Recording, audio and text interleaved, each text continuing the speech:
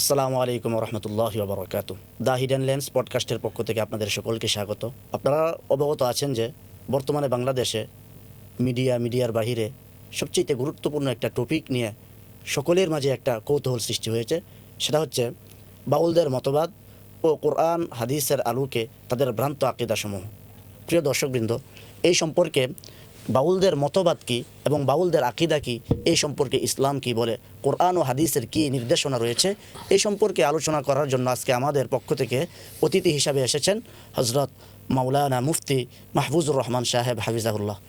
আসসালামু আলাইকুম রহমতুল্লাহ। ওয়ালাইকুম আসসালাম। কেমন আছেন? আলহামদুলিল্লাহ, আপনি কেমন আছেন? জি আলহামদুলিল্লাহ আলা কুল্লি হাল। তো মুহতারাম, যে আপনিও তো অবগত আছেন বর্তমানে বাংলাদেশে বিশেষ করে নেটিজনদের মধ্যে যে একটা তুলপাড় আলোড়ন সৃষ্টি হয়েছে বাউলদের পক্ষ বিপক্ষে নিয়ে। তো এই সম্পর্কে আমাদেরও একটা কৌতূহল জাগে যে এর আগা থেকে গোড়া এ টু জেড পর্যন্ত জানার জন্য। তো সর্বপ্রথম আপনার কাছে আমার প্রশ্ন হলো যে বাউলদের উৎপত্তি নিয়ে যদি আমাদেরকে এবং আমাদের দর্শকদেরকে একটু তাদের পরিচিতি একটু তুলে ধরতেন। জি, ধন্যবাদ আপনাকে। আলহামদুলিল্লাহ ওয়াসসালাতু ওয়াসসালামু আলা রাসূলিল্লাহ, আম্মা বাদ। আসলে বাউলদের উৎপত্তি এবং তাদের মতাদর্শের গোড়াতে যদি আমরা হাত দিই তাহলে আমাদেরকে একেবারে পৌত্তলিক মূর্তি পূজার যুগে ফিরে যেতে হবে। আমরা অনেকে মনে করি বাউলরা মনে হয় আধ্যাত্মিক বা পীর ফকির টাইপের কোনো মানুষ। এরা মাঝে মাঝে পাগলের মতো আচরণ করে, মাঝে মাঝে গাঁজা টাজা টানে, কিন্তু তারপরে সব কিছু মিলিয়ে তারা মুসলিম, তারা আধ্যাত্মিক, তারা রুহানি জগতের মানুষ, আধ্যাত্মিক জগতের মানুষ, স্পিরিচুয়াল কোনো একটা শক্তি তাদের মধ্যে আছে, কিন্তু তারা মুসলিম। এমনকি আমরা অনেকে মনে করি যে বাউলরা শুধু মুসলিমই না, তারা উপর লেভেলের, হাই লেভেলের মুসলিম। কিন্তু এখন ইতিহাস যদি আমরা খুঁজি, ইতিহাসের গোড়ার দিকে যদি আমরা যাই যে এই বাউল কোত্থেকে আসলো, এটা যদি আপনি দেখেন তাহলে বাংলাপিডিয়ার তথ্য মতে বাউল শব্দটা এসেছে বাতুল থেকে। বাতুলের অর্থ কিন্তু পাগল। তা এখন তাদের যেই পাগলামি আচরণ বা উদ্ভট আচরণ, সেখান থেকেই তাদেরকে বাতুল বা বাউল নামে নামকরণ করা হয়েছে, তাদের পাগলামি উদ্ভট আচরণ থেকে। আরেকজন বাংলাদেশের লালন গবেষক আছেন, তার নাম হচ্ছে ডক্টর আনোয়ারুল করিম। তিনি বাংলাদেশের বাউল নামে একটি বই লিখেছেন।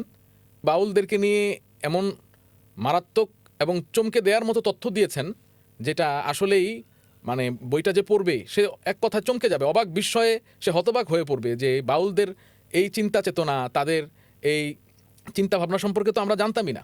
তো ডক্টর আনোয়ারুল করিম সাহেব বলছেন যে বাউল শব্দটা এসেছে পৌত্তলিক দেবতা বাল থেকে। যেই বালের কথা পবিত্র কোরআনে কারীমে এসেছে, বাল দেবতার কথা বাইবেলে এসেছে এবং কোরআনে এবং বাইবেলে তার পূজা করা থেকে নিষেধ করা হয়েছে। আমাদের কাছে প্রশ্ন জাগতে পারে যে সেই বাল দেবতা যার কথা কোরআনের মধ্যে এসেছে এবং বাইবেলে যাদের কথা আলোচনা করা হয়েছে, এদের সাথে বাউলের কি সম্পর্ক? স্বাভাবিক প্রশ্ন জাগতে পারে যে এত বছর আগে, 2,000-2,500 বছর আগের একটা পৌত্তলিক মূর্তি, এই মূর্তির সাথে আমাদের বর্তমান সময়ের বাউলদের কি সম্পর্ক?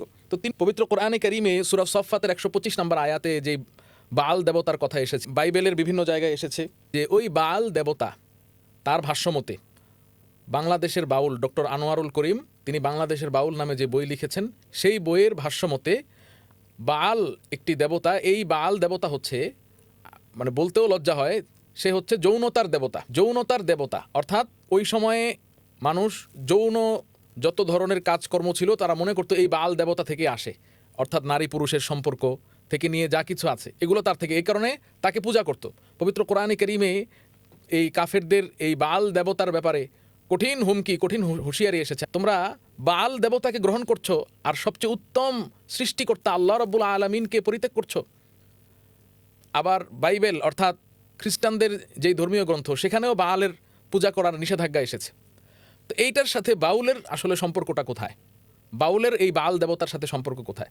তিনি এই ডক্টর আনোয়ারুল করিম তার বইয়ের মধ্যে, বাংলাদেশের বাউল বইয়ে উল্লেখ করেন যে বর্তমান যেই বাউল সম্প্রদায়, এই বাউল সম্প্রদায়ের চিন্তা চেতনা, তাদের যেই সাধনা, তাদের জীবন আচরণ অনেক কিছুই যৌনতার সাথে সম্পৃক্ত।